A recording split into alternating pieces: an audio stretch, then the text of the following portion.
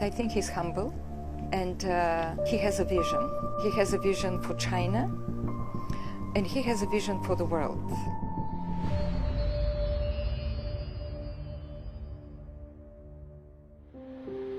Well, I did mention that first I visited China in 1995. It was to attend the Women's Conference. At that time, it was my first acquaintance with the Forbidden City, with the Great Wall, or with the Chinese culture and civilization. Even now, I have seen China rising. I think President Xi and I would say China overall understands very much the importance of women's empowerment. 在中国人民追求美好生活的过程中，每一位妇女都有人生出彩和梦想成真的机会。It was, of course, the summit in 2015.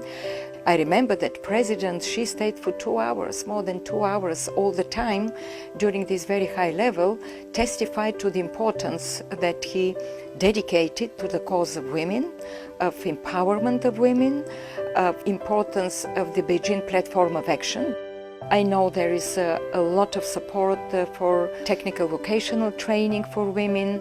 There is a lot of support for women in sciences. It is the fact that China is putting in the heart of its development actually the human factor. It's a human development.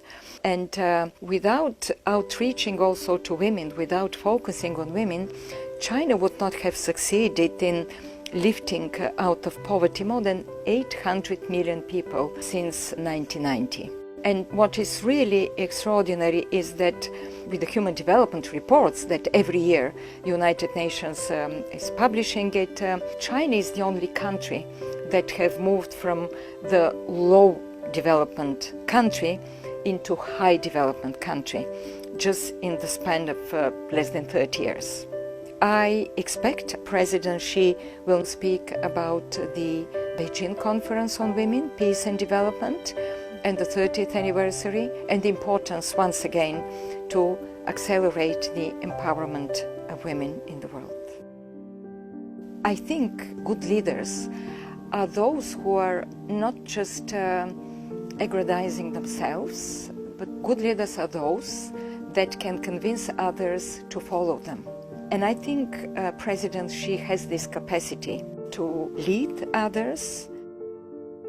President Xi came and he had this vision of the Chinese dream and how to build the country. And what is, I think, very important is that when I see and when I listen to his speeches and when I see his ideas that has been different initiatives that have been launched with the time, I think what is remarkable that he understands the world, he understands very well the challenges in the world and how to lead China and to adapt policies and to make forward-looking, I would say, strategies further down, taking into account developments in the world.